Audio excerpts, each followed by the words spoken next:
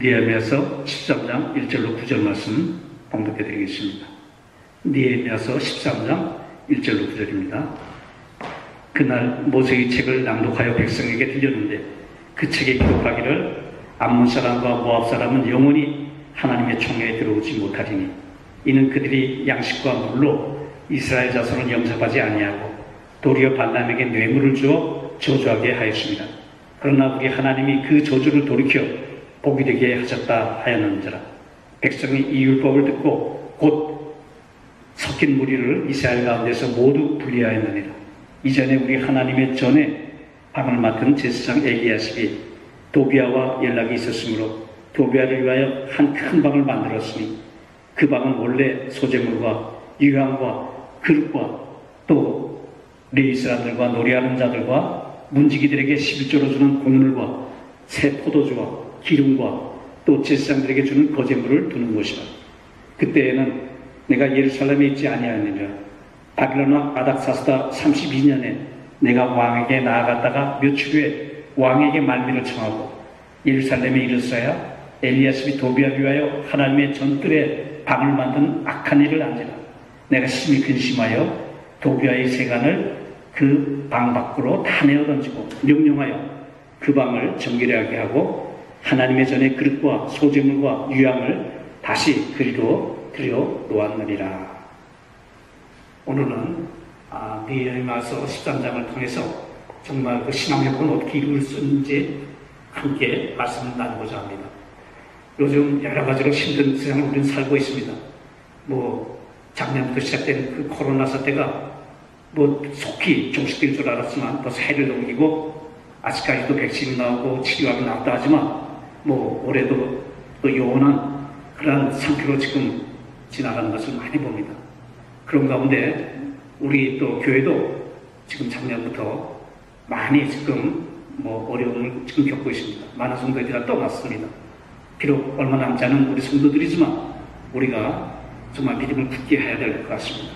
그래서 오늘은 특별히 이 느헤미야 이 13장 말씀을 통해서 우리가 잃어버린 이 신앙, 이 믿음을 어떻게 하면 우리가 회복할 수 있는지를 다시 한번 생각해보는 시간을 갖겠습니다. 느헤미야는 바빌론으로 잡혀간 그 유다인의 후손으로 태어났지만 그 페르시아족 아닥사스다 왕이 상당한 신임을 받는 자리까지 올라갔던 것입니다. 왕과 독대할 수 있었던 상당한 위치가 아니겠습니까? 근데 성경은 술 맡은 광원정이라고 이제 그 소개를 하고 있는데 이는 대제국의 왕의 위상을 생각해 볼 때 요즘 말로 보더라도 상당한 그 권력층에 속한다고 볼 수가 있는 사람입니다. 근데 이 느헤미야가 몇 살 되는 해인지는 알 수 없지만 아닥사스 왕 제20년에 동생 하나냐부터 예루살렘 성이 황폐한 모습에 대한 이야기를 듣고 왕의 그 특별한 허가를 받아서 이스라엘의 총독의 신분을 갖고 다시 예루살렘으로 돌아온 것입니다. 이어서 느헤미야는 그 이스라엘 그 백성들과 함께 예루살렘 성벽을 쌓는 일을 지금 시작하게 된 것입니다. 근데 주위의 대적들은 온갖 수단을 다 동원해서 방해를 했습니다만 하나님이 함께 하심으로 52일 만에 그 성벽 공사를 성공적으로 마쳤다고 느헤미야서 6장 15절은 기록하고 있습니다. 이후 예루살렘 성전에서 봉사할 사람들과 성을 다스릴 사람들을 세우고 그리고 성전 앞 광장에 모여서 큰 집회를 열게 되었어요. 이때 영적 부운동의 강사는 바로 학사 에스라로서 에스라의 말씀을 들은 백성들은 회개 자복하면서 하나님 앞에 몇 가지를 맹세하게 됩니다. 그 세 가지 맹세를 보게 되면 첫째로 이방인과는 결혼하지 않을 것이며 또 안식일을 철저하게 지킬 것이며 또한 철저하게 헌금 생활을 하겠다 하는 것을 지금 맹세의 그 결단을 하고 있는 것입니다. 그리고 12장에 보면 드디어 이제 성경 그 봉헌식이 건행되는데 그 과정이 대단히 이색적이고 장엄해서 대단한 그 볼거리를 제공하고 있는 거예요. 우리도 한번 시간 내서 이 말씀을 읽고 한번 그때 상황을 한번 상상해 보시기 바랍니다. 느헤미야는 12년 그러니까 세월 중에 아닥사스다 왕과 약속을 따라서 페르시아로 돌아갔습니다만 이후에 이스라엘이 다시 동요와 혼란을 겪게 되는 거예요. 이 혼돈의 소식은 페르시아에 있는 느헤미야의 귀까지 들리게 되어서 다시금은 그 느헤미야가 이스라엘의 번영과 종교개혁을 위해서 돌아오려는 그 계획을 세워서 이제 마침내 예루살렘으로 돌아오게 된 거예요. 여러분, 신앙의 혼돈과 영적 질서가 무너지는 것은 무엇 때문이냐 하는 거죠. 무엇 때문이겠습니까? 그것은 삶의 원칙, 즉 신앙의 원칙들을 바로 저버렸기 때문에 그런 것입니다. 다시 돌아온 느헤미야, 그는 혼돈과 영적 질서를 세우기 위한 그 강력, 이제 말하자면 드라이브를 걸고 있는데, 그 신앙 회복을 위한 원칙들이 어떠한지 오늘 우리가 살펴보고자 하는 것입니다. 첫째로, 신앙 회복은 하나님의 말씀을 붙드는 데부터 시작될 수가 있다는 거죠. 그래서 이제 보면 그날의 모세의 책을 낭독하여 기록하기를 암몬 사람과 모압 사람은 영영이 하나님의 회에 들어오지 못한다고 그랬어요. 다음에 3절 보니까 백성이 이 율법을 듣고 그 섞인 무리를 이스라엘 가운데서 몰수히 불리게 하였다고 했어요. 느헤미야가 페르시아로 돌아간 이후 이스라엘 백성들이 방황한 가장 큰 이유는 그들에게 하나님의 말씀이 그들에게 몰리기 때문에, 그들이 하나님의 말씀을 몰리기 때문에 이렇게 된 거예요. 그래서 다시 돌아온 느헤미야는 백성들 앞에서 혼돈과 무질서를 회복하기 위해서 제일 먼저 한 것이 말씀 회복 사역도 시작한 것입니다. 그래서 1절 그날의 모세의 책을 낭독하여 3절에 백성이 이 율법을 듣고 오라고 지금 말씀하고 있습니다. 그러니까 말씀을 붙잡을 때 혼돈과 무질서에서 해방될 것이며 말씀의 회복 속에서 인간의 행복이 찾아오게 되는 것입니다. 여러분, 참된 행복을 회복하고 싶습니까? 진정한 축복을 다시 누리고 싶습니까? 이 시간부터 하나님의 말씀을 붙드시기 바랍니다. 여러분, 우리가 그 재물을 붙들려고 하지 마세요. 명예도 인기도 권력도 붙들려고 하지 마십시오. 전도서 1장 뭐라고 그랬습니까? 이것들은 잠깐 가는 것이 다 헛된 것이라고 고백하지 않습니까? 히브리서 4장 12절은 하나님 말씀은 살았고 운동력이 있어 좌우에 낯선 어떤 것보다 예리해 콩과 영과 및 관절과 골수를 찔러주기까지 하고 또 마음의 생각을 감찰하신다고 그랬습니다. 하나님 말씀은 우리 심령을 변화시키는 능력이 있고 또한 말씀의 결단과 삶의 새로운 방향을 제시하며 또 누가복음 24장에 그 말씀 보면 엠마오나 낙심하여 내려가던 사람들 다시 예루살렘으로 돌아오게 하는 능력이 있는 것입니다. 오늘 이 말씀을 듣는 우리들은 하나님의 말씀 앞에서 삶의 새로운 도전을 받게 되시길 바랍니다. 3절 말씀 다시 보면 백성이 이 율법을 듣고 곧 섞인 무리를 이스라엘 가운데서 몰수히 불리게 하였느니라고 했어요. 섞인 무리란 암몬과 모압 사람들을 비롯한 일부 잡족들로서 이스라엘 사람들 사이에 모으면서 성전의식에 그들도 참여했어요. 그러면서 이스라엘 사람들 행세를 하던 바로 이방인들 말하는 거예요. 이들은 실질적으로 야훼 신앙에 바로 서지 못한 채 이방 악습을 끌어들여 야훼 신앙의 순수성을 해치고 있는 자들이라고 말해도 좋을 것 같습니다. 그런데 이스라엘 백성들은 느헤미야가 리더하는 강력한 하나님의 말씀 운동 앞에 자신들의 허물을 돌아보게 되는 것입니다. 그리고 잘못된 부분을 과감하게 그들이 정리하기 시작합니다. 섞인 무리를 이스라엘 가운데서 몰수히 불리게 하였는가. 이 불리게 했다는 말은 구분하다 혹은 나눈다는 뜻으로서 강제적으로 이방인들을 쫓아내는 일을 강행했다 하는 그 말씀입니다. 이 무리들 중에 암몬 족속은 영원히 야훼의 총에 들어오지 못할 것이라고 분명히 말씀했음에도 그 인간의 정 때문에 끌어들인 그 과거가 있었는데 오늘 이것을 이제 느헤미야는 정리하고자 하는 것입니다. 암몬과 모압 사람들과의 그 분리, 이것은 인종적인 편견 때문에 하는 것이 아니라 그들의 그 세속적인 역량, 바로 불신앙 때문에 하는 것입니다. 진정으로 하나님 원치 않는다면 하나님의 말씀이 쫓아내어야 한다는 그 명령을 내린다면 가슴을 도리는 아픔이 있어도 내보내야 되는 겁니다. 단호히 정리할 수 있어야 되는 거예요. 성경에서 말하는 행복한 사람이 누굽니까? 하나님 말씀을 즐거워하는 사람이죠. 그렇죠? 하나님 말씀을 즐거워하고 또 하나님 말씀을 묵상하는 사람에게는 무엇이 약속되어 있습니까? 맞습니다. 철따라 열매를 맺고 푸르고 푸른 복된 인생, 행복한 인생을 사는 말씀을 즐거워하고 묵상하는 사람이 몫이다 하는 거죠. 그게 바로 우리가 잘 아는 시편이 편 아닙니까? 오직 야훼의 율법을 즐거워하여 그 율법을 주야로 묵상하는 자로 저는 시냇가에 심은 나무가 시대로 쫓아 과실을 맺으며 그 잎사귀가 마르지 아니한 같으니 그 행사가 다 형통함과 같으니라. 여러분, 이 말씀 듣고 살기로 한번 결단해 보시기 바랍니다. 그러면 이 말씀이 여러분의 인생을 안내할 것이며 영원토록 변함없는 행복을 지켜주는 든든한 후원자가 될 줄 믿습니다. 다음 두 번째, 신앙 회복은 성전 안에 관한 도비아를 드러낼 때 이루어질 수가 있다는 거죠.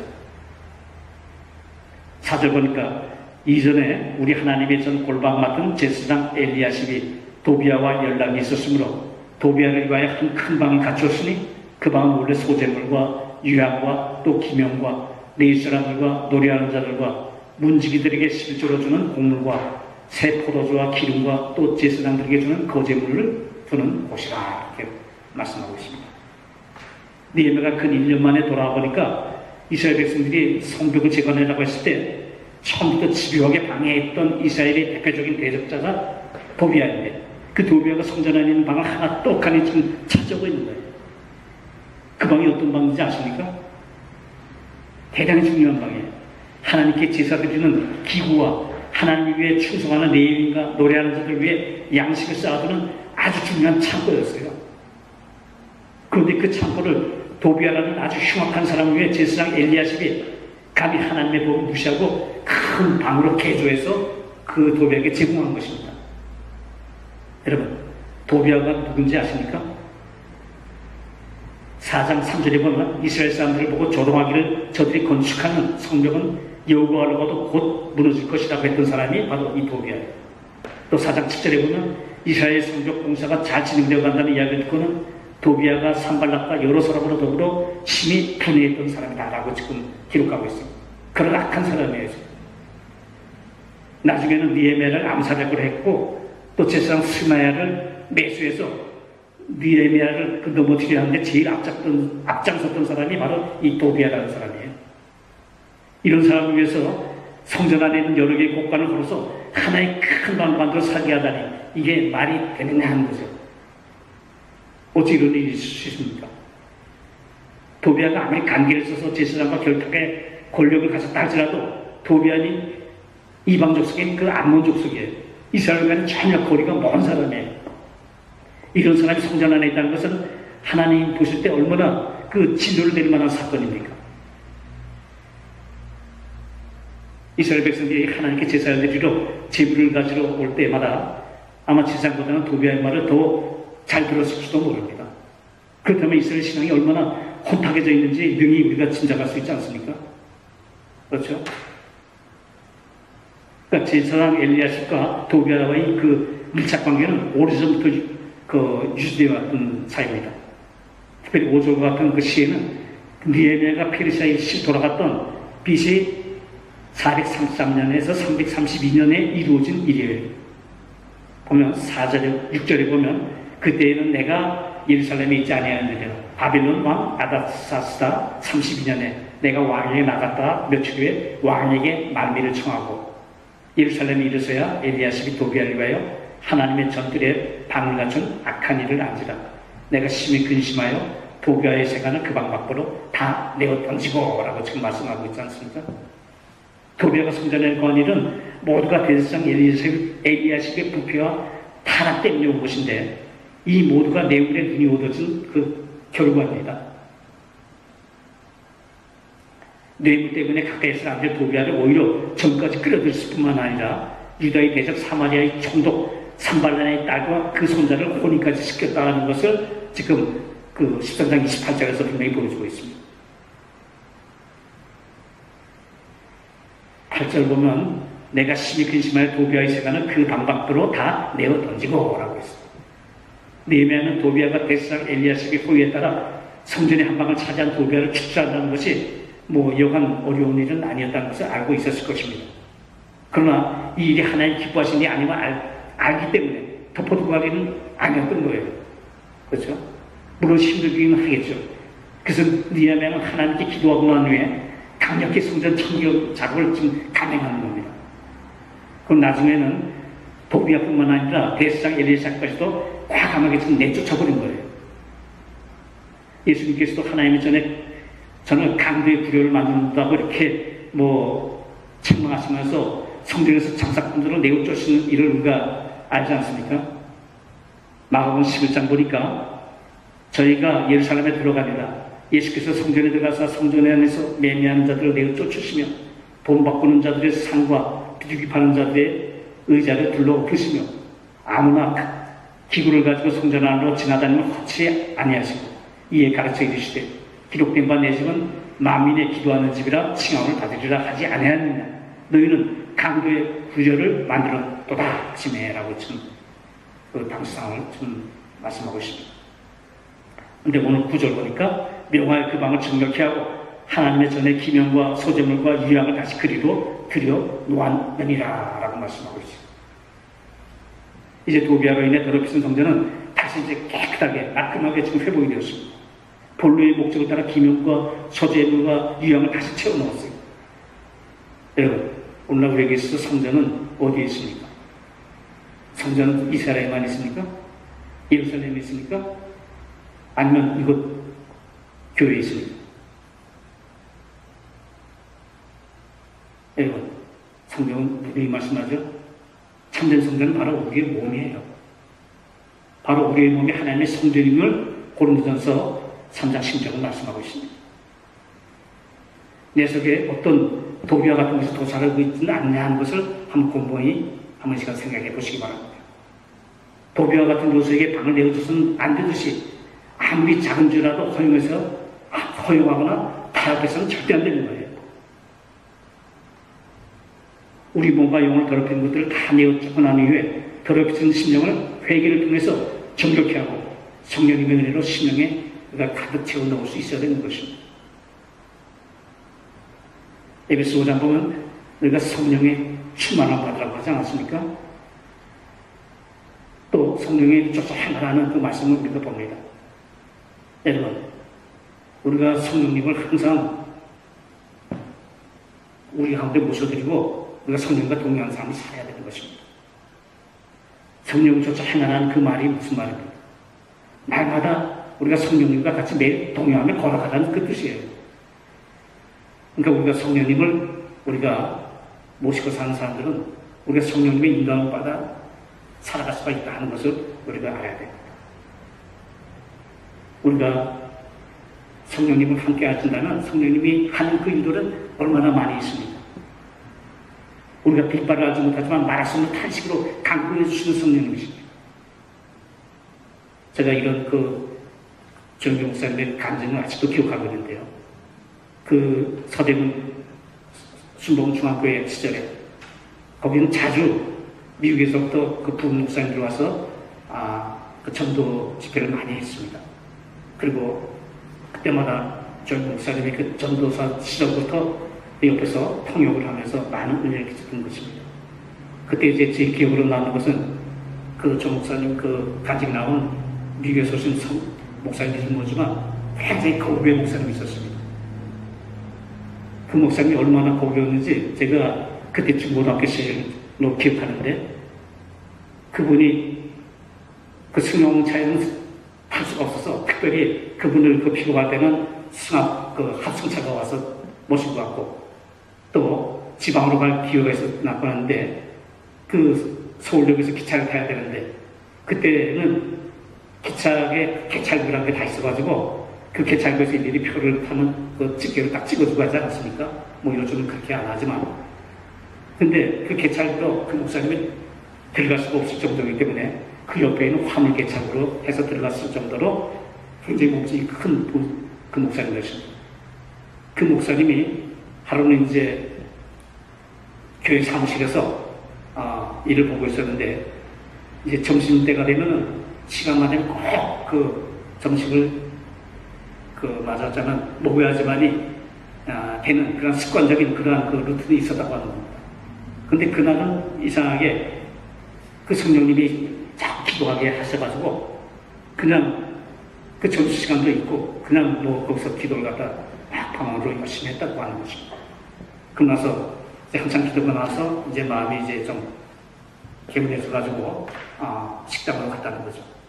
그 식당에서 이제 음식을 먹고 있는데 비서가 갑자기 와가지고 목사님 큰일 났습니다. 전화 받으세요 하면서 전화 받아봤더니 그 목사님의 부모님이 교통사고가 나서 지금 병원에 갔다는 거죠. 그래서 뭐 막 불이 나보니까 어떻게 고통스럽나 했더니 그 부모님 단 차를 트레일러가 들이받았다는 거예요. 그래서 지금 병원에 갔더니 빨리 병원에 가보시라고 그래가지고 그 목사님이 막 불이 나게 흔들벌떡하면서 병원을 찾아갔다는 것입니다. 그래서 가보니까 그 부모님이 병원에 앉아있는데 보니까 멀쩡하게 있다는 거예요. 단지 지금 타박상 입은 것만 지금 치료했다는 것입니다. 그래서 그게 어떻게 됐냐 했더니 그 길을 가고 코너를 돌는데 그 트레일러에 와서 봤는데 그 부닥치는 순간 그 부모님이 그 차에서 떨어져 나왔다는 얘기입니다. 붕 튀어나와서 딱 떨어져 나왔고 그 트레일러는 그 부모님의 차를 갖다 그대로 깔아서 막 납작하게 만들었다는 얘기입니다. 모든 사람들이 틀림없이 거기 탔습니다면 이제 영락없이 죽었구나 하면서 다 그렇게 생각했다는 얘기예요. 그런데 그 부모님은 그 튕겨져 나오는 바람에 당신이 그 타박상만 입고 무사했다 하는 그러한 것입니다. 그래서 그 부모님이 그 사고 난 그 시간을 보니까 그 목사님이 점심 먹기 전에 갑자기 그 성령님의 그런 감건적인 그 인도함으로 그 기도했을 때 바로 그 시간이었다는 거예요. 이처럼 성령님은 정말 우리가 빌발하지 못하지만 말씀 탄식으로 강구하신 성령, 그런 성령님을 우리가 모셔드려야 되는 겁니다. 그래서 우리가 우리 수목에서 항상 말하는 겁니다. 성령을 환영합니다, 인정합니다, 모셔드립니다, 의지합니다 하지 않습니까? 그 성령을 우리가 의지하기 위해서 우리는 이 심령을 회개를 통해서 정력해야 되는 것이 가장 중요한 거예요. 그렇기 때문에 우리 마음속에 그 도배와 같은 그러한 그 죄가 있다면 우리는 다 물리쳐버리고 성령으로 가득 채우시길 바랍니다. 다음 세 번째 신앙의 회복은 거룩한 성의를 지키면서 살 때 이루어질 수가 있는 것입니다. 18절에 보면 너희 열조가 이같이 행하지 아니하느냐. 그러므로 우리 하나님이 이 모든 재앙으로 우리와 이 성읍에 내리신 것이 아니냐. 이제 너희가 오히려 안식일을 범하여 진노가 이스라엘에게 임함이 독심하게 하는도다. 안식일을 잘 지켰다던 맹세도 니에미아가 잘해주는 한 1년 동안 거의 이루어지지 않았어요. 변질되었어요. 이로 인해서 하나님 섬기는 그 믿음을 말하자면 믿음의 질이 막 1년 동안 풀리고 말았던 것입니다. 특히 성의를 훼손하는 성의의 상거리를 하는 일에 대해서는 오히려 지들 중에 앞장서서 지금 그것을 부추겼다고 볼 수 있는 거예요. 니에미아가 유다의 귀인을 꾸짖는 장면이 17절에 나오는데 보면은 내가 유다 모든 귀인을 꾸짖어 이르기를 너희가 어찌 이 악을 행하여 안식일을 범하느냐 라면서 지금 책망합니다. 그러니까 백성들의 지고가를 막론하고 안식일을 훼손한 일에 대해서는 단호히 책망하고 또 과학적인 방법을 동원해서라도 안식일을 거룩히 지키도록 한 것입니다. 그래서 백성들이 하나님 앞에 회개하면서 우리가 바로 살겠노라 다짐하게 되는데 이때부터 신앙은 회복되어져 가는 것입니다. 이사야서 58장 13절을 보면 만일 안식일에 내 말을 범하여 내 성일에 오락을 행치 아니하고 안식일을 일컬어 즐거운 날이라 야훼의 성일을 존귀한 날이라 하여 이를 존귀히 여기고 내 길로 행치 아니하며 내 오락을 굳지 아니하며 사사로운 말을 하지 아니하면 내가 야훼의 안식 안에서 즐거움을 얻을 것이라. 내가 너를 땅의 높은 곳에 올리고 내 조상 야곱의 업으로 기르리라. 야훼의 입에 말이니라. 그러면 어떻게 하는 것이 안식을 거룩하게 지키는 것이냐는 거죠. 여러분, 돈 쓰는 겁니까? 어떤 사람은 주일에 절대 돈 쓰면 안 된다고 해서 그 몽골이도 그 버스를 안 타고 걸어가는 사람이 있어요. 그래서 이런 거 가지고 어떤 사람들은 그런 것을 율법주의라고 막 또 강변하기도 합니다.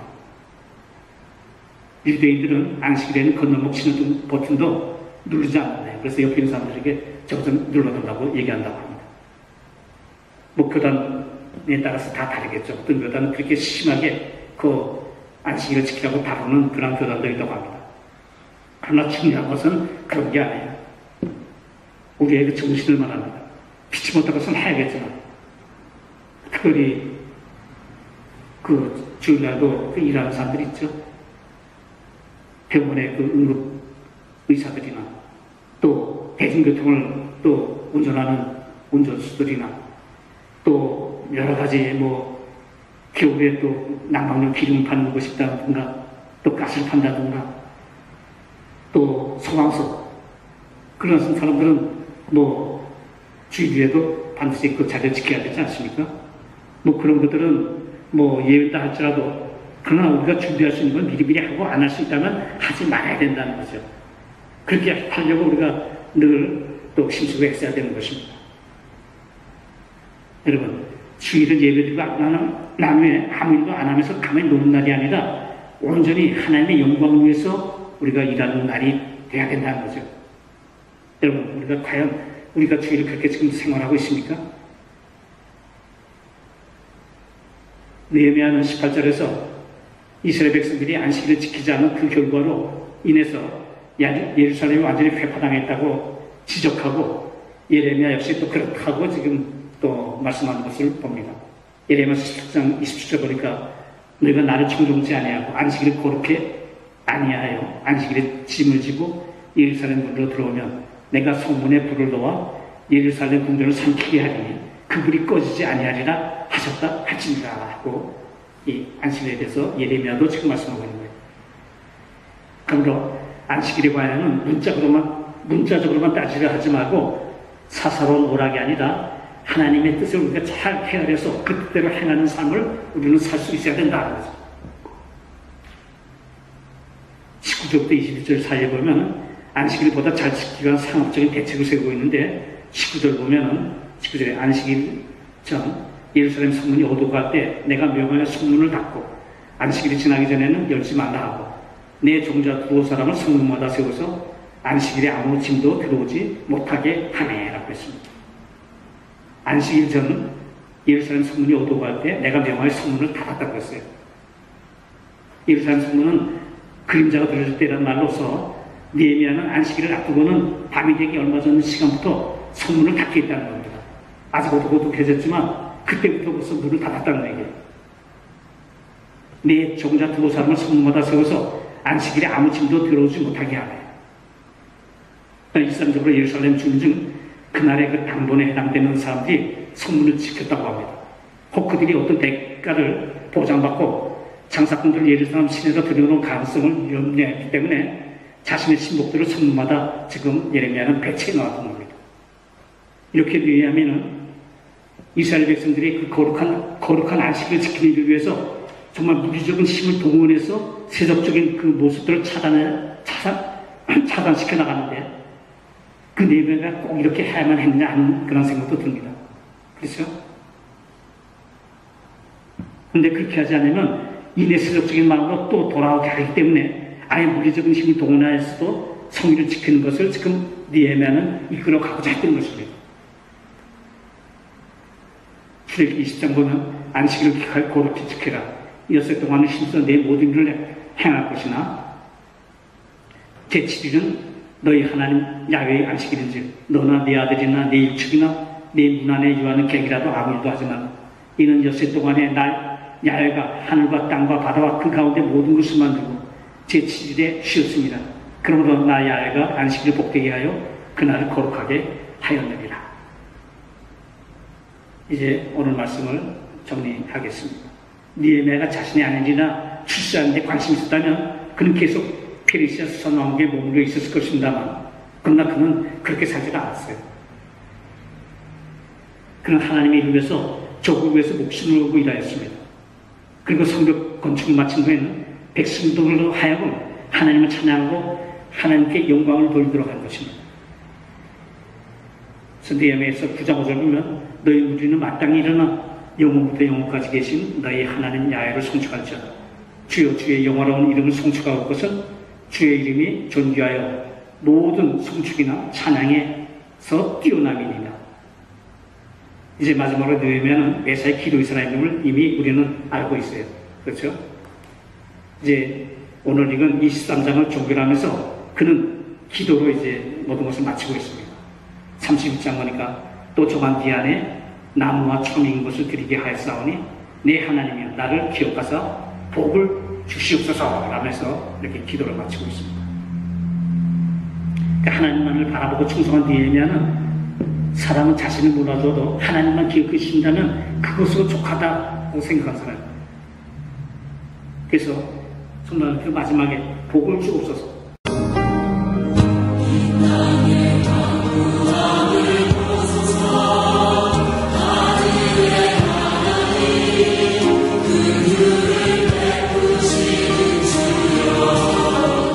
우리